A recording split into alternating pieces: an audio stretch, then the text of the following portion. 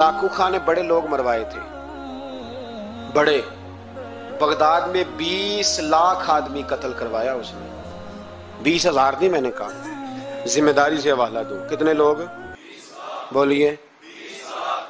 16 लाख आदमी उसने तलवार से मरवाया।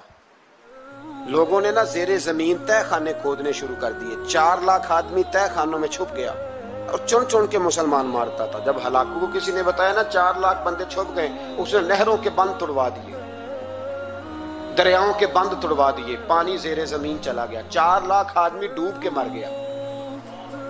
20 लाख आदमी मरवाया। एक दिन एक इलाके में घूम रहा था, नींबू खाने का बड़ा शौकीन था। बाजार में गया तो एक नींबू खरीदा।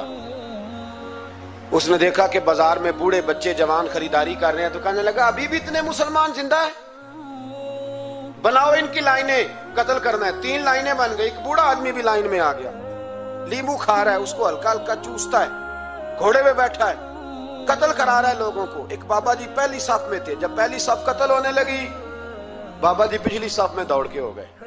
हलाकू खां हंस रहा है उसको देख के। माज अल्लाह, जब बंदा होता है ना किसी मनसब पे, फिर वो मजाक उड़ाता है दूसरों का। बाबा दूसरी सफ में आया तो हलाकू खां ने वो भी कत्ल कराई, तो बाबा दौड़ के तीसरी सफ में। आखिरी सफ के कोने पे जब बाबा खड़ा हो गया ना, तो सारे बंदे मर गए। बाबे को कत्ल करने लगा जल्लाद। हलाकू कहने लगा ठहर जा। कहने लगा बाबा तू तीसरी सफ में आया था, तेरा क्या ख्याल था बच जाएगा? बाबा कहने लगा ख्याल नहीं, मेरा यकीन है कि मैं बच जाऊंगा। मेरा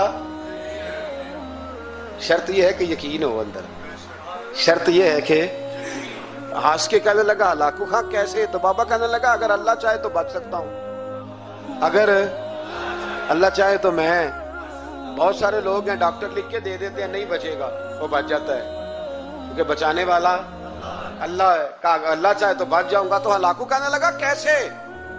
जब ऐसे किया ना, कैसे ऐसे किया ना, तो नींबू हाथ से गिर गया।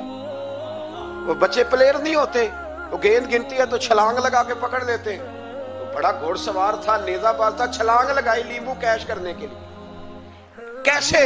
तो कैसे बचे? यूं हाथ घुमाया, नींबू गिरा तो छलांग लगाई, नीचे झुका। जब नीचे झुका ना तो गिर गया घोड़े से। जो पैर था वो घोड़े की रकाब में उलझ गया। घोड़ा डर के दौड़ गया।